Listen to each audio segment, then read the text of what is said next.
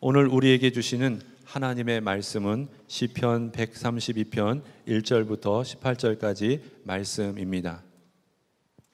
주님, 다윗을 기억하여 주십시오. 그가 겪은 그 모든 역경을 기억하여 주십시오. 다윗이 주님께 맹세하고 야곱의 전능하신 분께 서약하기를 내가 내 집 장막에 들어가지 아니하며 내 침상에도 오르지 아니하며 눈을 붙이고 깊은 잠에 빠지지도 아니할 것이며 눈꺼풀에 얕은 잠도 들지 못하게 하겠습니다. 주님께서 계실 장막을 마련할 때까지 야곱의 전능하신 분이 계실 곳을 찾아낼 때까지 그렇게 하겠습니다 하였습니다. 법궤가 있다는 말을 에브라다에서 듣고 야알의 들에서 그것을 찾았다. 그분 계신 곳으로 가자. 그 발 아래에 엎드려 경배하자. 주님, 일어나셔서 주님께서 쉬실 그곳으로 드십시오. 주님의 권능 깃들인 법궤와 함께 그곳으로 드십시오. 주님의 제사장들이 의로운 일을 하게 해주시고 주님의 성도들도 기쁨의 함성을 높이게 해주십시오. 주님의 종 다윗을 보시고 주님께서 기름 부어서 세우신 그 종을 물리치지 말아주십시오. 주님께서 다윗에게 맹세하셨으니 그 맹세는 진실하여 변하지 않을 것이다. 내 몸에서 난 자손 가운데서 한 사람을 왕으로 삼을 것이니 그가 보좌에 앉아 내 뒤를 이을 것이다. 만일 내 자손이 나와 더불어 맺은 언약을 지키고 내가 가르친 그 법도를 지키면 그들의 자손이 대대로 내 뒤를 이어서 내 보좌에 앉을 것이다. 주님께서 시온을 택하시고 그곳을 당신이 계실 곳으로 삼으시기를 원하셔서 이렇게 말씀하셨다. 이곳은 영원히 내가 쉴 곳, 이곳을 내가 원하니 나는 여기에서 살겠다. 이 성읍에 먹거리를 가득하게 채워주고 이 성읍의 가난한 사람들에게 먹거리를 넉넉하게 주겠다. 제사장들로 의로운 일을 하게 하고 성도들은 기쁨의 함성을 지르게 하겠다. 여기에서 나는 다윗의 자손 가운데서 한 사람을 뽑아서 큰 왕이 되게 하고 내가 기름 부어 세운 왕의 통치가 지속되게 하겠다. 그의 원수들은 수치를 당하게 하지만 그의 면류관만은 그의 머리 위에서 빛나게 해주겠다. 시편 132편은 성전을 향하여 가는 순례자들이 성전을 갈망하던 다윗의 심정으로 노래했던 노래입니다. 성경에 나오는 많은 사람들 중에 다윗처럼 하나님의 성전을 사모하고 주님을 갈망했던 사람은 아마 찾기 어려울 겁니다. 다윗이 이스라엘의 왕이 되었을 때 그때 다윗의 마음에 가장 아쉬움은 여호와의 법궤가 예루살렘에 있지 않았다는 것입니다. 그래서 여호와의 법궤를 찾으려고 얼마나 그가 사모했는지를 3절부터 5절까지의 구구절절 나옵니다. 내가 내 집 장막에 들어가지 아니하며 내 침상에도 오르지 아니하며 눈을 붙이고 깊은 잠에 빠지지도 아니할 것이며 눈꺼풀에 얕은 잠도 들지 못하게 하겠습니다. 주님께서 계실 장막을 마련할 때까지 야곱의 전능하신 분이 계실 곳을 찾아낼 때까지 그렇게 하겠습니다.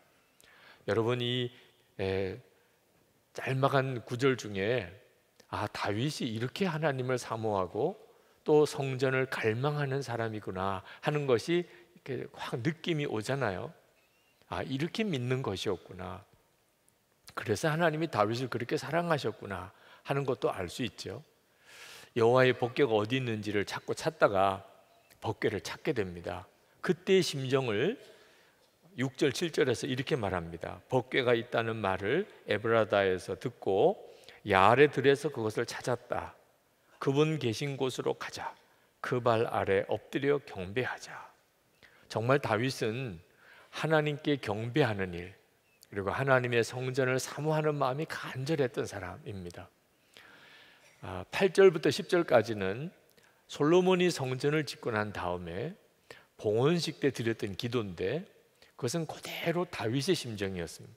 여호와의 법궤를 예루살렘으로 모시고 올 때 그때 다윗의 심정 그대로를 담아서 하나님께 올려드린 기도문입니다. 8절부터 10절입니다. 주님, 일어나셔서 주님께서 쉬실 그곳으로 드십시오. 주님의 권능 깃들인 법궤와 함께 그곳으로 드십시오. 주님의 제사장들이 의로운 일을 하게 해주시고 주님의 성도들도 기쁨의 함성을 높이게 해주십시오. 주님의 종 다윗을 보시고 주님께서 기름 부어서 세우신 그 종들을 물리치지 말아 주십시오. 다윗이 이렇게 하나님의 성전을 사모하고 주님을 사모했기에 하나님께서 다윗에게 맹세하십니다. 아주 엄청난 복을 약속하십니다. 그 내용이 11절부터 18절까지 내용입니다. 하나님께서 다윗의 후손에게 왕의 권위를 자리를 물려주겠다 11절에 그렇게 약속합니다. 12절에 보면은 그 후손들이 하나님의 약속을 지키고 하나님의 법도를 지키면 그 왕위가 계속 이어질 것이라고 약속합니다. 13절에서 14절에 보면 하나님께서 이 시온에 늘 거하면서 찬양을 받으실 것이라. 그리고 15절 먹을 것이 그 예루살렘에 풍족하게 하실 것이고 16절에서는 항상 은혜로운 예배와 찬양이 그치지 않을 것이고 17, 18절에서는 다윗의 후손에서 메시아가 나게 하실 것이라 하는 약속을 하신 내용이 뒤에 뒤이어 나옵니다. 여러분, 어떻게 사는 것이 정말 복을 받으며 사는 걸까요? 다윗의 심정처럼 그렇게 하나님의 성전을 사모하는 마음을 가지고 사는 것입니다. 그러면 다윗이 복을 받은 것처럼 그 사람도 복을 받게 됩니다. 그런데 우리는 다윗보다도 사실 더 복을 받은 사람입니다. 17절, 18절 말씀은 하나님께서 다윗의 후손에서 메시아가 나실 것에 대해서 약속하신 놀라운 약속입니다. 그런데 우리는 이미 이 약속이 성취된 다음 세대를 살고 있습니다. 정말 하나님의 약속대로 예수 그리스도 만왕의 왕, 온 인류의 메시아이신 예수 그리스도께서 다윗의 후손에서 태어나셨습니다. 뿐만 아니죠. 예수를 믿는 모든 성도들 안에 그 주님이 그 마음에 거하신 자가 되었습니다. 그러니 우리가 성전이 된 겁니다. 다윗이 그렇게 사모하던 성전, 여호와의 법궤가 늘 하나님의 임재를 상징하는 여호와의 법궤가 늘 있는 그 성전 짓기를 그렇게 사모했는데, 아니 세상에 저와 여러분이 그 성전인 것입니다. 주님이 우리 안에 거하시는 성전. 여러분, 성전을 사모하기만 해도 다윗이 그런 복을 받았는데 성전된 우리는 하나님이 얼마나 기뻐하시겠습니까? 이것이 지금 예수를 믿은 자가 누리는 정말 놀랄 은혜예요. 말할 수 없는 축복입니다. 그런데 참 안타까운 것은 성전된 그런 복을 받았으면서도 많은 그리스도인들이 기쁨과 감사와 찬양, 평강, 사랑, 그런 분위기가 아닌 것입니다. 하나님이 내 안에 거하시는 이 엄청난 은혜를 받고도 불평, 원망, 낙심, 좌절 속에 빠지 사는 것이 참 안타까운 일입니다. 성도님들만 탓할 것 없지요. 목회자도 그러니까. 한 번은 저희 연회에서 목사 안수식이 있는데 저에게 설교 부탁을 해 오셨습니다. 설교 준비는 해야 되는데 목회가 그렇게 쉬운 일은 아니거든요. 힘들다는 말도 툭툭 나오고 지쳤다는 말도 나오고 어렵다는 말도 나오고 점점점 목회하기가 어려워지는 시절로 바뀌어져 가서 목회자들을 만나면 그런 한탄과 어려운 이야기를 많이 하고 듣습니다. 자, 그러니 목사 안수 받는 게 그게 정말 복인가요? 아니, 목사가 되어서 사역하는 게 이렇게 힘든데 이제 목사 안수 받는 사람에게 어떻게 축복의 말을 내가 할 수 있을까? 설교 준비하는 게 너무너무 어렵더라고요. 그런데 기도하는 중에 제가 얼마나 잘못 생각하고 있었는지를 주님이 깨우쳐 주셨어요. 한국에서 목회하는 게 절대 어려운 게 아니라는, 한국의 목회 상황이 절대로 힘든 상황이 아니라는 겁니다. 처음에는 제가 느끼는 것과 너무 다르니까 선뜻 마음에 받아들여지지 않았습니다. 그런데 말씀을 읽다가 주님이 옳다는 것을 깨달았습니다. 누가복음 14장부터 보면 주님께서 제자를 부르실 때 그때 하신 말씀입니다. 누가복음 14장 26절, 물은 내게 오는 자가 자기 부모와 처자와 형제와 자매와 더욱이 자기 목숨까지 미워하지 아니하면 능히 내 제자가 되지 못하고 누구든지 자기 십자가를 지고 나를 따르지 않는 자도 능히 내 제자가 되지 못하리라. 33절에 이와 같이 너희 중에 누구든지 자기의 모든 소유를 버리지 아니하면 능히 내 제자가 되지 못하리라. 주님의 말씀이, 이 말씀이 정말 사실이라면 한국에서 목회하는 이 목회 현장이 어찌 어렵다고 말할 수 있겠냐. 만약에 지금 이 한국의 목회 현장이 어렵다면 북한에 있는 지하교회 성도들은 도대체 뭐라고 이야기를 해야 되느냐. 형편이 어렵다고 느끼는 것은 실제 형편이 어려워서 그런 것이 아니고 예수 그리스도께서 내 안에 거하시는 이 엄청나고 놀라운 일을 실제로는 전혀 깨닫지도 누리지도 못하기 때문에 그렇습니다. 목회자면 그런 게 아니잖아요. 여러분 안에도 주님은 계시잖아요. 여러분의 삶의 형편과 처지가 비록 만만치 않다 할지라도 예수님이 내 안에 거하시는 성전된 자의 축복을 받고 있는 게 사실이라면 세상이 힘들고 어렵다, 답답하다, 못 살겠다 그런 말이 어떻게 나오겠냐 말입니다. 시편 기자는 1절에서 하나님께 다윗을 기억하소서라고 했습니다. 주님, 다윗을 기억하여 주십시오. 도대체 뭘 기억해 달라는 거죠? 다윗이 여러 가지 많은 역경을 겪었다는 것을 기억해 달라고 하는 것이었습니다. 그가 겪은 모든 역경을 기억하여 주십시오. 이 무슨 말입니까? 다윗이 그렇게 성전을 사모하고 주님을 갈망했던 사람인데 어려운 일도 만만치 않게 겪었다는 이야기입니다. 사울 왕이 아주 미쳐서 다윗을 시기 질투하는 마음으로 죽이려고 쫓아다녔어요. 왕이 죽이려고 쫓아다니니 그 얼마나 힘들겠습니까? 그러나 다윗이 한 번만 마음에 결심만 하면 사울 왕을 얼마든지 죽일 수 있었습니다. 2번이나 결정적으로 죽일 기회를 주셨습니다. 하나님 다윗에게 사울 왕에게 손대지 말라고 했습니다. 만약에 다윗이 하나님을 정말 사모하고 주님을 사랑하고 주님께 순종하는 자가 아니었다면, 야심이 있었다면 아마 사울 왕을 벌써 죽였을 겁니다. 하나님이 손대지 말라고 그러니까 그냥 쫓겨만 다녀야 되니 그 처지가 얼마나 어려웠겠느냐 말입니다.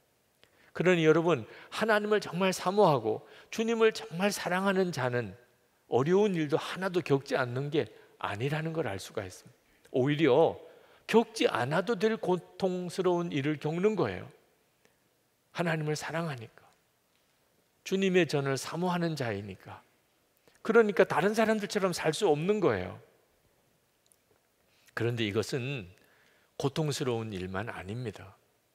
다윗이 얼마나 주님을 사랑했는지, 다윗이 진짜 하나님의 전을 사모하는 자였는지 그 고난을 겪는 일을 통하여 확증된 거예요.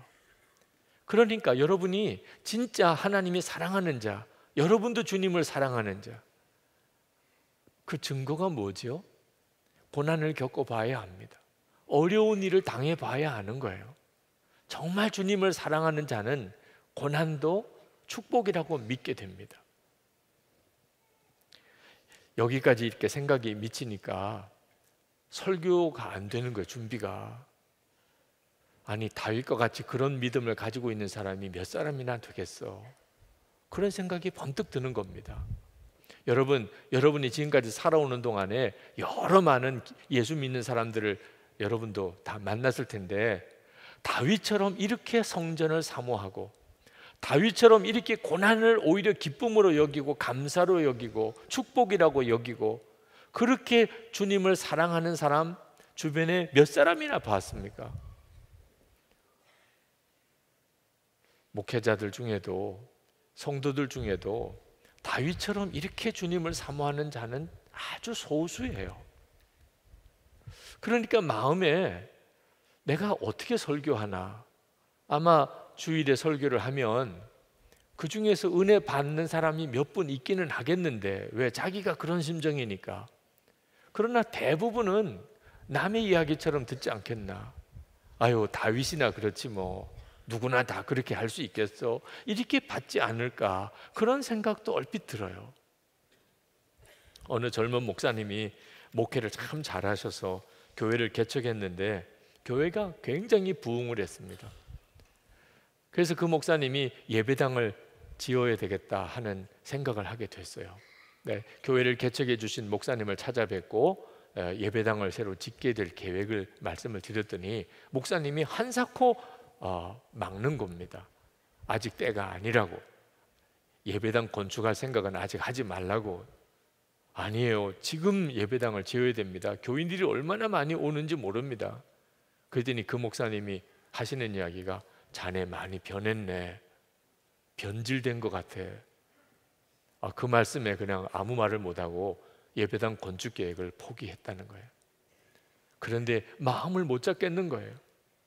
예배당을 건축할 그런 어떤 마음의 계획이 무너지니까 도무지 종잡을 수가 없더래요, 마음을. 그렇게 방황하다가 깨달았다는 겁니다. 내가 예수님 한 분이면 충분한 목사가 아니었구나. 말은 그렇게 하면서도 내가 예수님만 사랑한다고 그렇게 고백을 했는데 그게 다 거짓이었구나. 나는 내 마음속에 내가 하고 싶은 대로 하고 싶어, 어떻든지 하여튼 교회를 크게 부흥시켜서 목회 잘한다는 명성을 좀 듣고 싶은 그런 야심이 나를 움직이고 있었구나. 그걸 깨달았다는 거예요. 제가 그 목사님의 이야기를 들으면서 참 목회자도 어쩔 수 없이 이런 인간적인 약심으로 겉으로는 하나님의 영광을 위한다고 하면서도 다 자기 욕심, 자기 체면, 자기 이름을 날리려고 하는구나. 그 사실에 대해서 동감하면서도 참 귀하게 여겨지더라.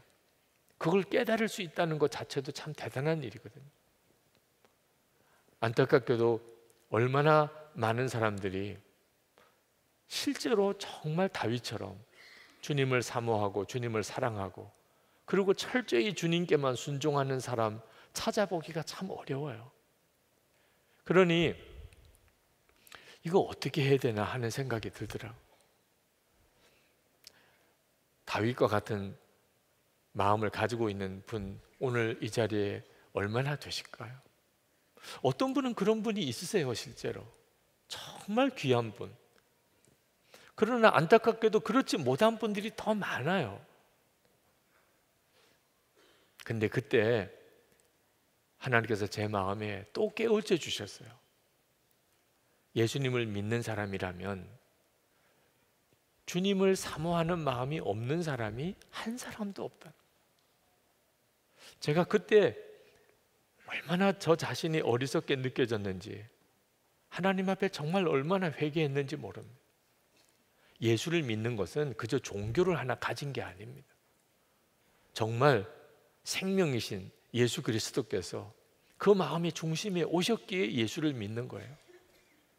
예수님의 생명이 그 마음의 중심에 오셔서 그도 살아있는 생명을 가진 성도가 되었다면 주님을 사모하는 마음이 없을 수가 없는 겁니다. 그가 예수를 안 믿으면 모르지만 예수를 믿는다면 주님을 사모하는 마음이 없는 사람이 있을 수가 없는 거죠. 물론 주님을 사모하는 마음에 차이는 있을 수 있습니다. 어떤 사람은 아주 주님을 사모하는 마음이 작아서 본인도 잘 느끼지 못할 수도 있고, 어떤 사람은 아주 큰 열매 같아서 주위 사람들 다 알 수 있는 사람, 차이는 있을 수 있지만 주님을 사모하는 마음이 없는데 예수를 믿는 사람이 있을 수 있겠습니까? 사과가 이제 간 맺히는 작은 그런 사과 열매나 아주 탐스러운 사과 열매나 사과는 사과지요. 여러분이 진짜 예수를 믿으신다면 여러분 안에 주님을 사모하는 마음이 다 있습니다. 그렇지 않습니까? 오늘 이렇게 예배당에 오셔서 예배를 드리신다면, 인터넷으로 또는 녹화로 이 말씀을 듣는 이들, 여러분들 안에 주님의 생명이 있다면 주님을 사모하는 마음이 없을 수가 없어요. 여러분, 그 주님을 붙드셔야 합니다. 여러분이 진짜 붙잡아야 될 것이 여러분 안에 계신 주님이십니다. 주님을 사모하는 마음을 여러분이 절대로 작게 생각하면 안 됩니다. 아주 작은 상태에 있어도 그것이 빨리 자라도록 해야 됩니다. 여러분, 언젠가는 여러분 혼자 될 때가 옵니다.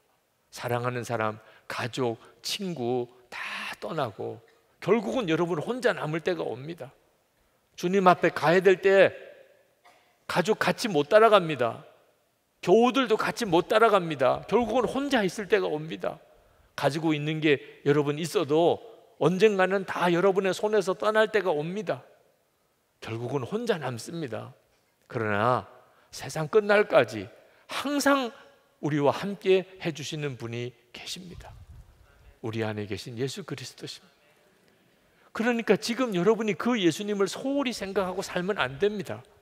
내 안에 계시겠지 막연하게 이렇게 생각하면 안 됩니다. 정말 다윗처럼 그 주님을 사모함이 너무너무 간절해서 여호와의 법궤를 찾을 때까지는 내가 잠도 깊이 들지 않겠다고 했던 그 다윗의 심정으로 여러분이 주님을 사모해야 합니다. 여러분 24시간 주님을 바라보려고 해도 무슨 극적인 사건들만 연속으로 일어나는 건 아닙니다. 예배드리고 기도하고 성경 보는 생활 뭐 그 정도만 계속되는 정도지 무슨 특별히 놀라운 일이 일어나거나 간증거리가 막 생기거나 그러지 않을 수 있습니다. 예수 동행 일기를 쓰시라고 권하지만 예수 동행 일기를 쓴다고 계속 기적만 일어나는 삶이 일어나는 것도 아닙니다. 그럴 때 때때로는 마음이 흔들리기도 합니다. 이렇게 해서 어떻게 주님과 동행하며 살 수 있을까? 그런데 성경을 읽어보니까 아브라함도 그랬고 욥도 그랬고 세상에 너무너무 답답한 때 그들도 겪었습니다. 하나님은 진짜 나와 함께 계시는지 안 계시는지도 모르겠는 그런 정말 심령이 메마를 대로 메마른 그런 순간을 주의 하나님의 사람들도 다 겪었습니다. 다윗도 그랬고 요셉도 그랬고 모세도 그랬고 여러분 주님과 동행한다고 해서 기적적인 사건, 놀라운 일, 놀라운 체험만 계속 일어나야 된다고 생각하면 안 됩니다. 때때로는 답답할 때가 있고 어떤 때는 정말 아무런 주님의 역사가 안 나타날 때도 있고 어떤 때는 너무 심한 어려움을 겪을 때도 있습니다.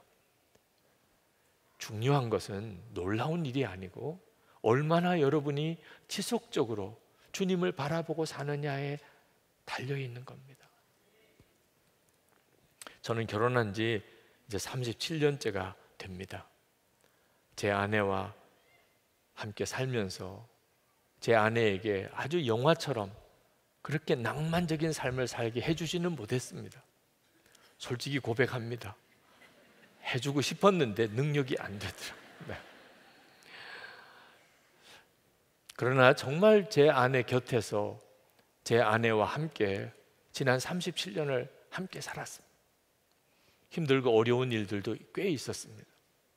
그러나 그 모든 일을 아내와 함께 겪고 그러면서 아내와 함께 믿음이 자랐고 그리고 무슨 사역을 하든지 늘 아내와 함께 하려고 했고 무슨 결정을 내리든지 아내의 말에 귀담아 들으려고 했고 표현이 미숙하기는 했지만 아내에게 사랑을 이렇게 표현해 보려고도 여러 번 시도했고 그럴 때마다 좀 어설프기는 했습니다. 하여튼 그렇게 37년을 살았습니다. 놀라운 일들만 일어나고 감격적인 일들만 일어났던 건 아니었어요. 그런데 그 37년이 지금의 하나됨 그리고 친밀함을 가져온 걸 알았어요. 좋은 일만 있어서 사람이 친밀해지는 게 아닙니다. 여러 가지 많은 일들을 다 함께 겪는 거예요. 주님과의 관계도 똑같더라고요. 항상 기적이 일어나야만 믿음이 자라는 게 아닙니다. 때때로는 수렁에 빠진 것 같고 때때로는 전혀 주님의 음성이 들리지 않는 답답한 기간도 지납니다. 그런데 반드시 필요한 것은 어느 순간에나 계속 주님을 바라보는 것입니다. 예수 그리스도께서 내 안에 계신 것을 어느 순간에나 놓치지 않는 것입니다. 그러면 우리의 삶은 반드시 다윗과 같은 이런 주님을 향한 사모하는 마음, 하나님의 성전을 갈망하는 다윗의 심정을 우리도 그대로 가지게 됩니다. 다윗이라고 특별한 사람 아니었습니다. 우리와 차이가 있었던 것은 어릴 때부터 그는 하나님을 사모했습니다.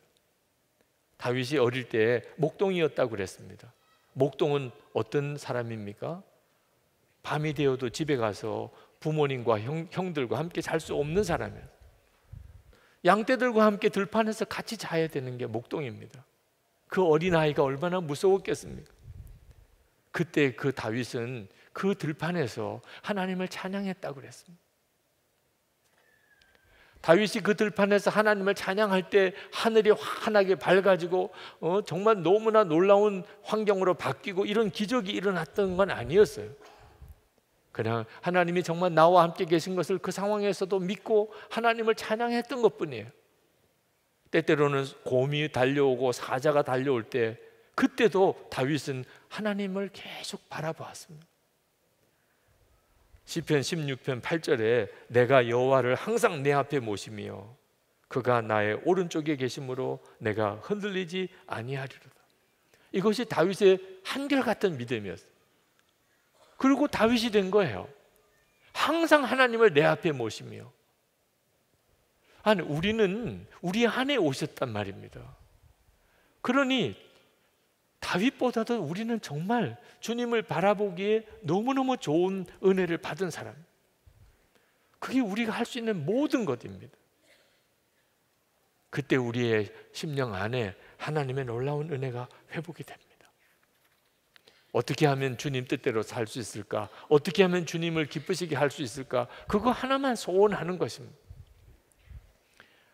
맥주감사주일 이제 다음 주일입니다.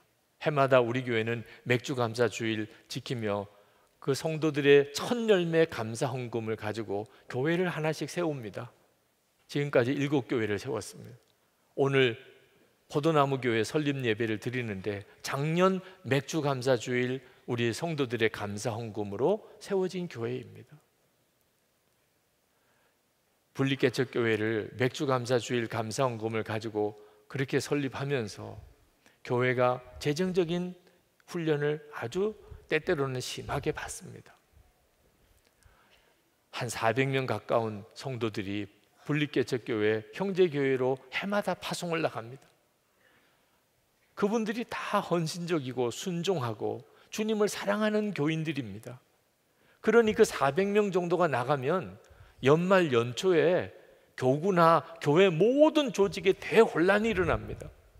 속장하시던 분, 국장하시던 분, 그런 분들이 다 나가니까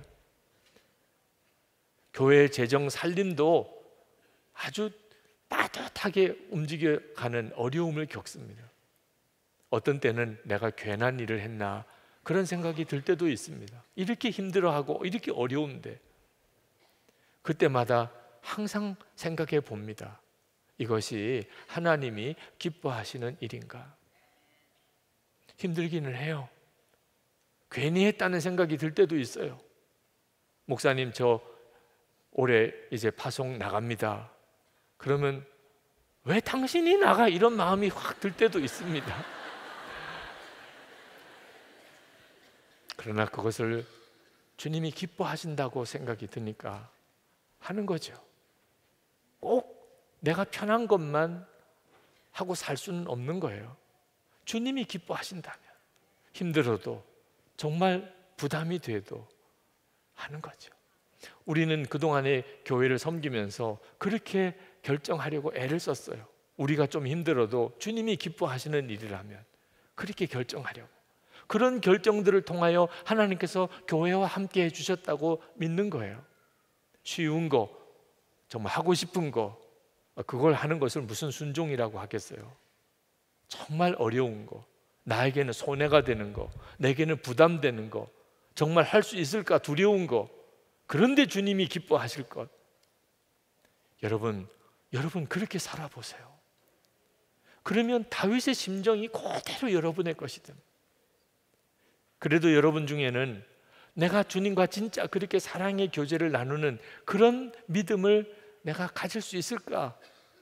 자신이 없는 분이 있으실 거예요. 내가 주님께 사랑한다고 고백하면 주님이 비웃으실 거야. 이렇게 생각되는 분도 있으실 겁니다. 여러분, 그건 전적으로 거짓이고 마귀가 여러분을 미혹하는 것입니다. 여러분 중에 나는 진짜 그런 사람이 아닙니다. 하나님이 다 아십니다. 하나님이 나를 사랑할 리가 없습니다. 오늘 내가 어떻게 교회를 나오기는 했지만 하나님이 나를 사랑할 리는 없습니다. 여러분 중에 그렇게 생각하시는 분이 있다면 그분이야말로 하나님이 사랑하는 사람. 하나님은 우리에게 사랑을 요구하시는 게 아니고 그냥 먼저 사랑하셨어요. 십자가가 그 증거고 우리 안에 오신 주님이 그 확실한 보증입니다. 하나님이 먼저 프로포즈 하셨다니까. 하나님이 말도 안 되는 일을 하셨다니까. 우리에게 사랑한다고, 내가 너를 사랑한다. 그리고는 우리 속에 그냥 싹 들어와 버리셨다니까.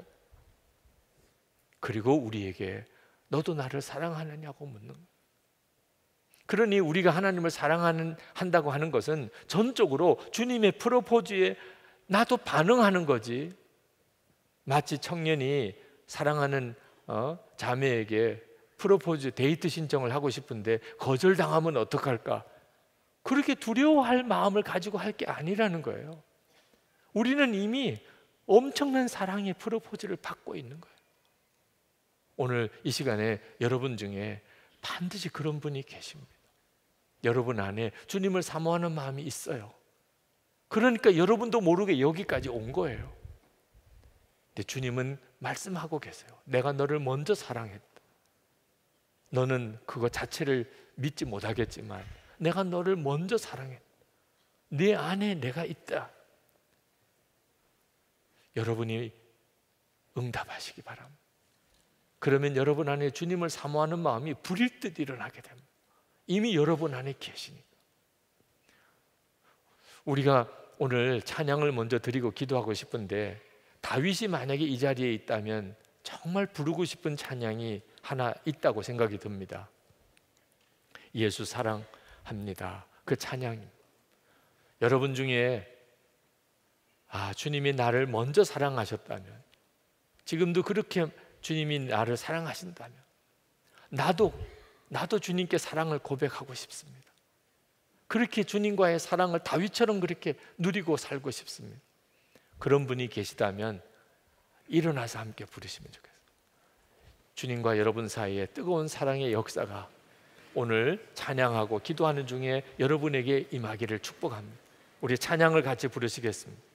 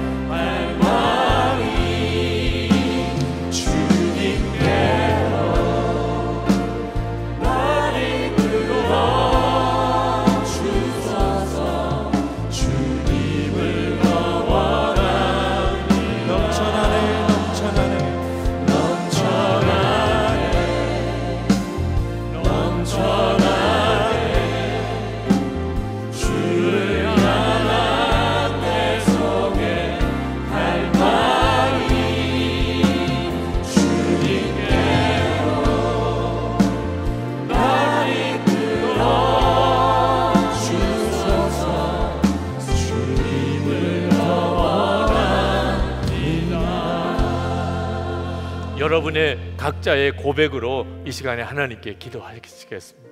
주님, 저를 사랑하시나요? 주님, 저도 주님을 사랑한다고 고백합니다. 다윗처럼 그렇게 주님을 사랑하며 주의 전을 사모하는 마음으로 그렇게 신앙생활 하고 싶습니다. 정말 복된 영혼으로 그렇게 살고 싶습니다. 주님의 사랑을 부어주시고 회복시켜 주옵소서. 통성으로 기도하겠습니다. 은혜와 사랑이 충만하신 하나님의 은혜를 감사합니다. 역사하신 하나님, 놀라우신 주님, 찬양하며 또 찬양하며 갈망하며 사모하는 하나님, 우리의 심령을 주여 받아주시기를 원합니다. 아버지, 말도 안 되는 하나님의 은혜, 이해할 수도 설명이 안 되는 하나님의 은혜, 하나님 감사하며 불러 주님께 나아 예비함, 사모함, 하나님 갈망하는 하나님 성도들의 마음의 심령을 주님이 열어주셔서 하나님 주의 놀라우신 은혜의 역사를 눈뜨게 하소서. 주를 바라보는 눈이 온전히 열리게 하소서. 주님과 온전히 동행하는 하나님, 정말 말할 수 없는 은혜의 삶, 다윗과 같이 주님을 뜨겁게 사랑하며 사는 하나님 은혜의 역사가 모든 성도들에게 임하게 하여 주시옵소서. 상한 마음이 치료되고 답답한 마음이 해결되고 하나님 갈급함이 하나님 충만하게 채워지게 하여 주옵소서. 주님 감사합니다. 아버지 하나님, 정말 말도 안 되는 은혜, 이해도 안 되고 설명할 수도 없고, 하나님 정말 주님이 저를 사랑하십니다. 나를 위해서 십자가에 죽으셨고, 그리고 마음의 중심에 정말 오신 것입니까? 이렇게 예배당에 나와 있으면서도 우리의 마음이 얼마나 메말랐고 황폐해졌는지, 주님을 향한 뜨거운 사랑을 제대로 느끼지도 못하고 다윗의 이야기가 먼 남의 이야기처럼 느껴지는 저희들, 주님 오늘 이 자리에 그런 영혼이 한 사람이라도 있다 할지라 주님 열어주소서. 그 마음의 심령을 활짝 열어주소서. 주님은 정말 함께 계시고 역사하시고 사랑하시고 하나님 우리 가운데 임하셨음을 분명히 깨닫게 주옵소서. 주님을 향한 사모하는 마음이 우리 속에 불일 듯 일어나게 하소서. 하나님, 아직은 너무 적어서 때때로 우리 스스로도 느끼지 못할 정도이지만 이 시간에 주의 성령으로 역사하소서. 하나님, 주님을 뜨겁게 사모하는 갈망으로 우리가 우리의 삶을 살아가기 원합니다. 가정에서나 일터에서나 성도들과 함께 교회를 섬기거나 우리가 어디서 무엇을 하든지 하나님 다윗과 같은 그 심령으로, 그 마음으로, 그 믿음으로 그렇게 주님 앞에 쓰임 받기를 원합니다. 오늘도 사모함, 갈급한 마음 있는 이들을 주님이 받아주신 줄 믿습니다. 숨어있는 영혼이 있습니까? 아직도 심령이 얼어붙어 있는 영혼이 있습니까? 아직도 믿어지지 않아서 주저하는 이가 있습니까? 주님 만져주소서. 그를 향한 하나님의 놀라운 계획을 알게 하소서. 하나님, 전심을 다하여 하나님께 감사의 예물을 주님께 올려드렸습니다. 하나님을 정말 사랑합니다. 주님을 정말 사모합니다. 하나님 기뻐하는 뜻대로 살기 원합니다. 하나님, 육신에 병든 이들 있으면 깨끗하게 고쳐주소서. 하나님, 아직도 방황하고 믿음이 없는 가족들을 다 구원해 주소서. 성도들이 기업이 그저 먹고 있고 사는 정도가 아니고 베풀고 나누고 돕는 하나님의 복의 통로가 다 되게 그렇게 복을 주시옵소서. 하나님, 저희들의 삶 속에 하나님 나라와 민족을 위한 귀한 사명을 주신 하나님, 교회를 세우시고 성도들을 일으키셔서 이 나라가 하나님의 말씀의 법도에 떨어지지 않게 하시고 하나님을 기쁘시게 하는 나라 되게 하소서. 우리 민족이 진정으로 복음으로 통일되게 하소서. 판문점에서 어떤 일이 어떻게 진행되는지 우리는 알 수가 없으나 역사는 하나님이 주관하시는 것을 믿습니다. 북한의 주민들에게 자유의 복음이 전해지게 해 주옵소서. 김국기 목사님, 김정국 목사님, 최충일 선교사님 속히 이제는 석방되게 하시고, 탈북자를 돕기 위해서 붙들려 있는 중국의 온성도 목사님 비롯한 주의 종들에게 자유를 주소서. 탈북자들에게 구원의 길, 살 길을 열어주소서. 선교사님들 하나님의 은혜의 손에 오늘도 붙드소서. 그 가족들을 지키소서. 하나님 환난 중에 지키소서. 영적으로 주님 충만한 은혜로 부으소서. 주의 일 감당할 수 있는 힘이 항상 있게 하옵소서. 우리 주님의 크신 은혜와 아버지 하나님의 사랑하심과 보혜사 성령의 교통하심이 예배하고 돌아가는 모든 성도들과 함께 하시기를 축원하옵나이다. 아멘.